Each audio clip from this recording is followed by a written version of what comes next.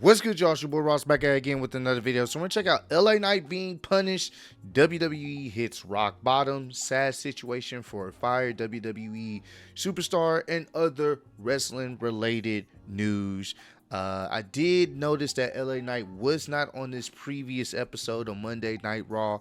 And if you guys remember, I want to say, I don't know if it was, I think it was last week or the week before last. I think it was last week, where basically a fan had a sign on the entrance ramp basically saying push LA Knight or something like that, and he took the sign on his entrance ramp, like on his, while he's coming out to the ring, while his theme music is playing and stuff, and he basically held up the sign agreeing with what the fan had wrote on the sign, basically push LA Knight or something to that extent. And now we didn't see him on Monday Night Raw, this past Monday Night Raw at all. So we don't know if he did get some backstage heat for that. Who knows? But we're going to check this out, man. Appreciate all love and support y'all shown on the channel. Let's get right into this WrestleMania wrestling related news. Guys, it is WrestleMania here, back with some more news. Join us now as we look at the wildest news stories and rumors you need to know, including, is LA Knight being punished? Rumors of Drew McIntyre's contract, a sad situation for a released WWE star, WWE viewership hits rock bottom, yeah, I heard about that too. Told never to do this again, WWE have been accused, is the final boss returning, and much more. Be sure to subscribe and hit that notification bell for daily wrestling videos, and follow us on Facebook for exclusive lists. Now let's do the intro and get straight into our first story.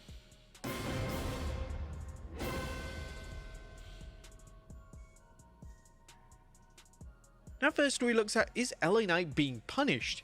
Our top story today takes a look at the latest when it comes to LA Knight. And in a bizarre move, LA Knight was completely absent from Raw this week, and he wasn't even mentioned on the show. This was really unusual because LA has been a main event staple on Raw for an extended period, and the fact that WWE basically acted like he didn't exist raised some alarm bells. This came just 1 week after LA Knight held up a sign on Raw which stated that the fans wanted him rather than Jey Uso. And the always reliable Fightful Select have now provided an update on LA's status. According to Fightful's latest Q&A offering, LA is not in trouble for holding the sign on Raw, but the answer does note that WWE are actively avoiding pushing him. Now, even if he was, what are they going to do? Make him lose 2 matches a night instead of 1? They're paying the guy good money and swimming upstream to avoid pushing him. He still stayed over no matter what. He's certainly not going to get in trouble for holding a sign regarding a guy he's at a program with on WWE television. Now, it's great to see that LA Knight isn't being punished, but it doesn't answer the question why he was absent from Raw on Monday. It's been speculated that WWE could be working on an angle, and WWE refusing to give LA Knight a world title match could lead to a major storyline which sees him finally win the world title.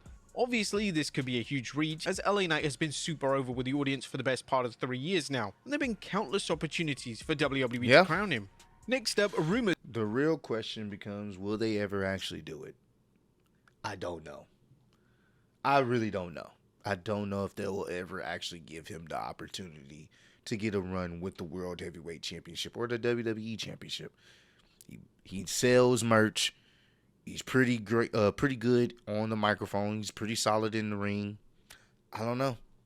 I mean, he fits the boxes. He checks off the list of the things that you would need to get over in WWE. Don't know. Don't know if they'll ever push him. It's one of those type of things. Under Vince McMahon's control, he was cooked. Under Triple H's control, there was a little bit of momentum going his way, but then after that, they still keep him in the main event scene, but they're not really wanting to put the title on him. So maybe maybe he gets that opportunity, but it seems right now that they're heading towards putting that title, the World Heavyweight Championship, most likely on Braun Breaker in the near future. So we'll see, but most likely it's not happening anytime soon. Of Drew McIntyre's WWE contract. Due to Drew McIntyre's questionable booking, a lot of fans and wrestling critics have urged the former WWE champion to leave WWE behind him.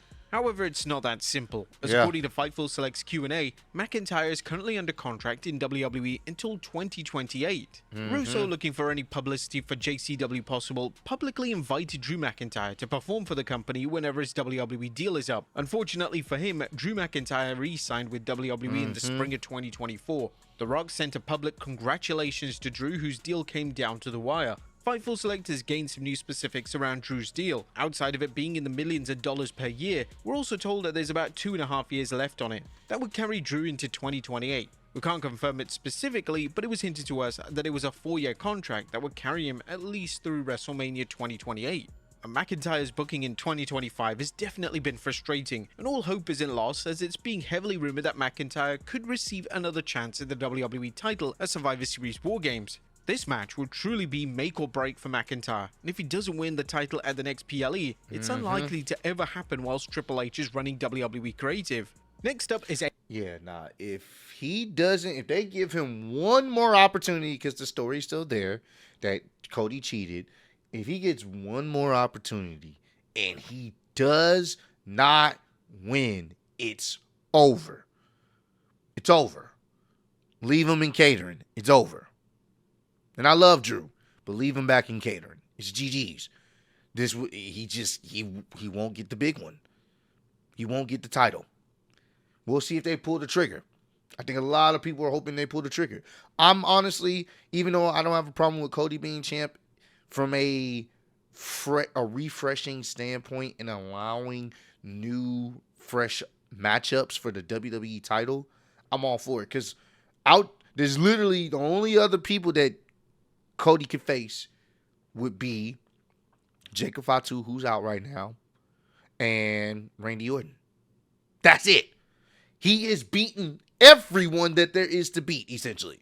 There is nobody else, at least on the Smackdown side of things. Hell, on the Raw side of things, obviously, you got the Braun Breakers and Bronson Reeds of the world, but even then, still, he's beating a lot of people on Monday Night Raw. He's beating everyone.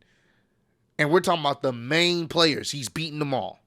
So, at least putting Drew in that situation, you can have fresh matchups. So, we'll see if they do it. But if they don't, just leave them in catering. It's over. GG's. AEW talent involved in the John Cena tournament. The WWE have made it clear that the tournament to determine John Cena's final opponent is open to those outside of WWE. Now, according to Dave Meltzer on the Wrestling Observer Radio, this is being done deliberately so WWE can tease that names such as Chris Jericho or Edge could be involved. Yeah. This is really smart from WWE, as these are two names that fans wanted to see wrestle Cena in 2025. And with Cena paying tribute to both men throughout 2025, it's understandable why they would want to play along. Unfortunately, it's highly unlikely that both men are involved in the tournament or Cena's final match in any capacity. In relation to Jericho, his AEW contract does expire next month, but there would be a small turnaround for Jericho to return to WWE, and he isn't contractually available for the tournament itself. Now, with that being said, Jericho is likely WWE bound, and all signs point towards the wrestling legend appearing at the 2026 Royal Rumble in Saudi Arabia. When it comes to Edge, his AEW contract is far from up, and despite him taking a break from AEW television, this was said to be due to his filming commitments,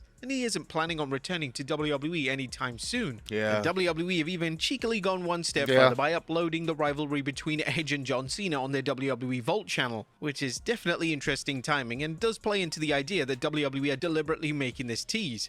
The likely names that fans can expect in the tournament haven't been reported, but based on WWE's positive working relationship with TNA, we can surely expect names such as Joe Hendry and potentially even former WWE World Champion Dolph Ziggler. Next up, Yeah, man, it's not happening. And we would love for Edge to be a part of that. It's not happening. Or Jericho. It's not happening. That's the thing with maybe one day in the far distant future, we'll get a WWE AEW working business relationship, but right now, with the powers that be in both companies, it's not happening. That's just what it is, unfortunate. Situation for a released WWE star. Ridge Holland was released from WWE last month, and he made a number of public comments relating to his release, but his latest statement is upsetting to say the very least. According to Holland on X, due to his release and him currently being seriously injured, he's unable to pay his mortgage. I never thought I'd not be able to pay my mortgage. I feel like I've just been hung out to dry after getting injured working for another company on behalf of WWE. Add to that my contract not being renewed, knowing that I wouldn't be able to wrestle for 7 months. This is brutal. Yes, they are taking care of the surgery and physical therapy, but let's be honest, that's the bare minimum after what we sacrificed for the company, plus the possibility of having to get my neck fused too. Talk about getting totally effed. Fans have urged Holland to take legal action against WWE, and former WWE star David Otunga is said to be looking into the legalities at play. This is a complex situation, as whilst WWE have done the right thing in paying for his surgery and physical therapy, Holland can't possibly work his chosen profession, so how on earth is he supposed to make ends meet? Yeah. It's definitely a sad situation. Next up, this WWE... No, I really do hate to see that. And then I've seen some people, of course, people are going to be assholes, basically talking about, well, this is what you get when this is your, you deserve this because of the whole Big E situation, which once again, that whole situation was an accident. He clearly wasn't trying to purposely hurt Big E. And for people to be trying to kick someone while they're down because someone else got hurt in a wrestling match, which happens a lot, it's messed up, bro. I would never go out my way to be happy that someone has, is not going to be able to pay their mortgage because of a freak accident. It'd be different if he sat up there and purposely hurt Big E, but we know that wasn't the case, man. So it's really unfortunate that people are just kind of cruel like that. WWE star told never to do this again.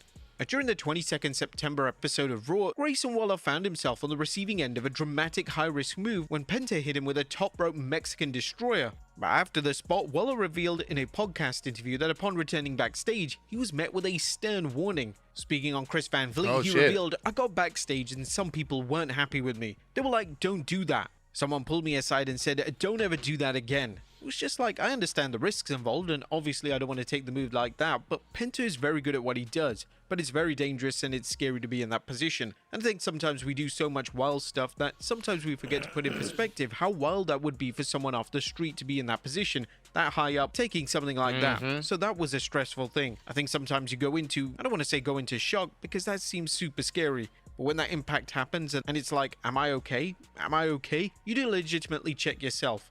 Am I okay? Do I feel okay? Obviously, adrenaline is a crazy thing too, so sometimes you don't feel stuff.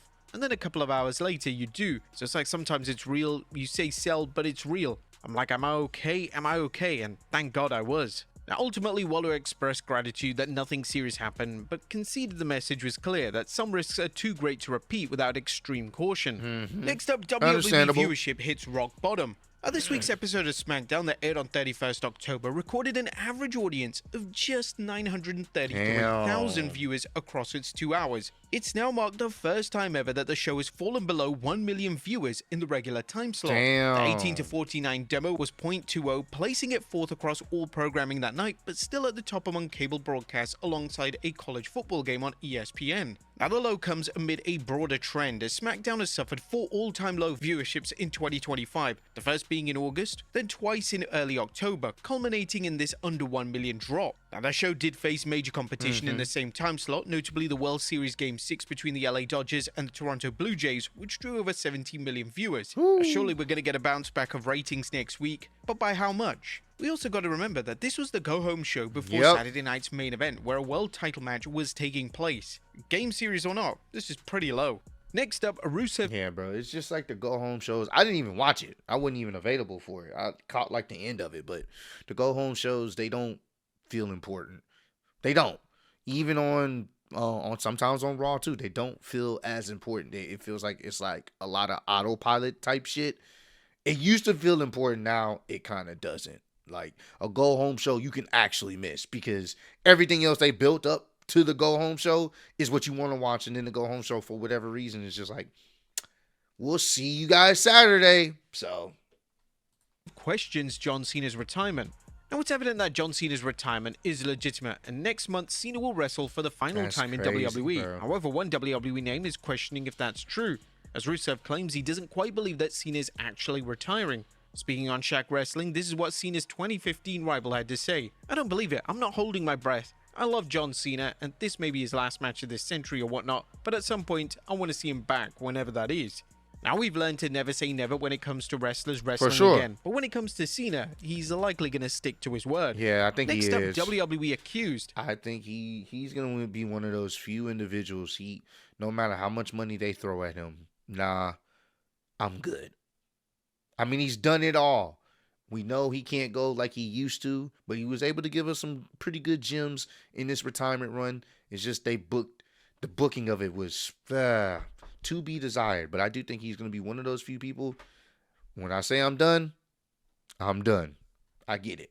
And TKO and WWE have come under fire this year for raising ticket prices to such an extent that families can't afford to attend shows. For sure. If this wasn't bad enough, the quality of the shows haven't been strong enough to justify such a substantial price tag. And even WWE names such as Randy Orton have been left speechless when they found out the costs of tickets.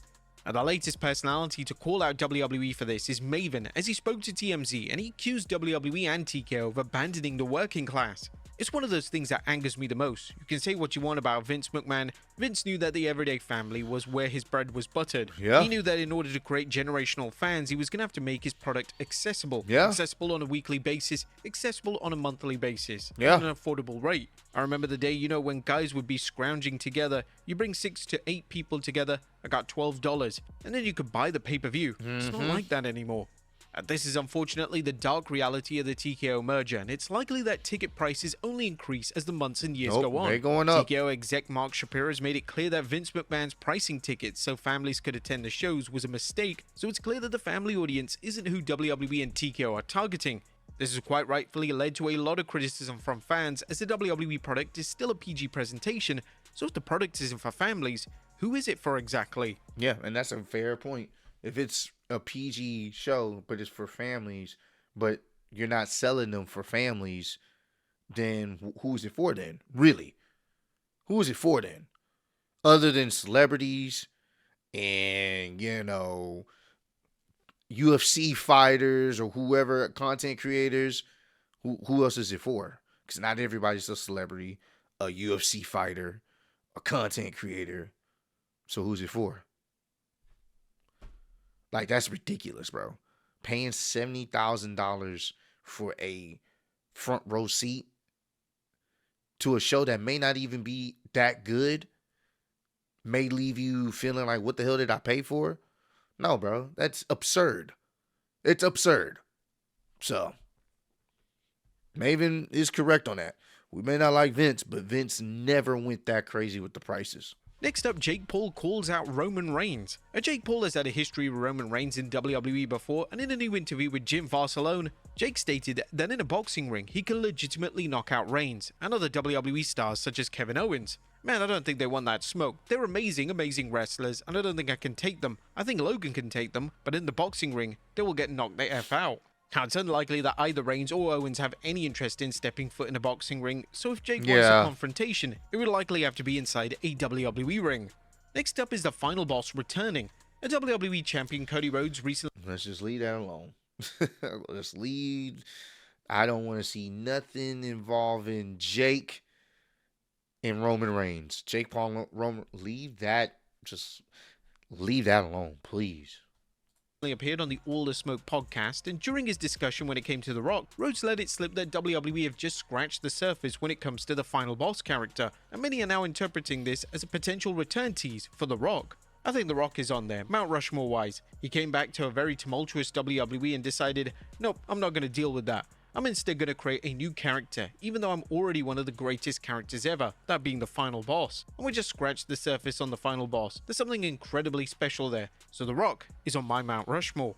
Now, the final boss was heavily involved in the initial John Cena heel turn at the start of the calendar year. However, The Rock decided to take a step back from WWE, which led to so much backlash after The Rock was forced to explain himself in an interview with Pat McAfee.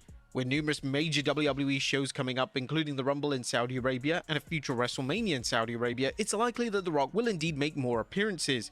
Fans are holding out, hoping that The Rock vs Roman Reigns finally happens, and with it being reported that WWE want to absolutely stack WrestleMania 43 with legends, 2027's WrestleMania could finally be the Mania event in which the dream match finally takes place. But there you have it, folks. I've said this before, I'm going to say it again. The only way we see The Rock is if they go to Saudi. Simple as that. Because guess what? They got the money. And TKO, the higher execs, the people on the board, they are going to want the biggest possible matches and superstars there. That's the only way he comes back. I'm just keeping it a buck with you. Because at the end of the day, he is on the board of directors. He's one of those members that it would make sense if he does whatever he can in his power to make the company as much money. And what would be one of those things? To make sure he's there when they go to Saudi Arabia for either the Royal Rumble or WrestleMania. Simple. It's about business. It's about money. So we may not see him until those moments, but I still am strongly believing he gonna pop up, bro. He gonna juice up, do what he gotta do, get his gains back, and he gonna pop up because, I mean, it's damn near like it's part of his job, bro. You gotta be here for certain events like this because we need to make as much money as possible. We need to do whatever we need to do to charge the most money possible for that way people can go to this event and spend all their money to have this dream match that may not even fucking happen. But nevertheless, I do believe he will be back for those events. But hey, comment down below. Let me know some other wrestling related videos y'all want me to check out. I definitely will. I appreciate all the love and support you guys showing on the channel. Road to 200K. I'll see you on the next one. Peace.